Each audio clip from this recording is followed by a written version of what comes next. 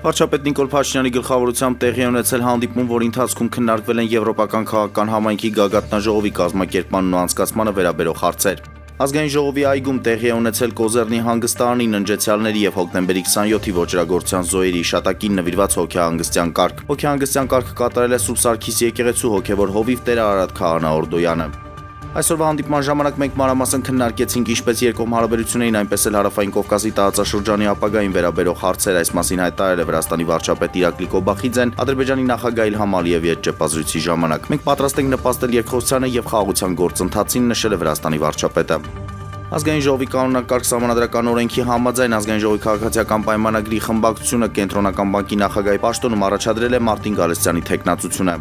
Իսրայելի պաշտպանության նախարար Իսրայել Կացը հայտնել է, որ Ցախալը հզոր հարված է հասցրել Իրանի ամենամեծ նավթաքիմիական գործարանին։ Այս կարևոր օբյեկտը ապահովում է Իրանի նավթաքիմիական արտադրության մոտ 50%-ը։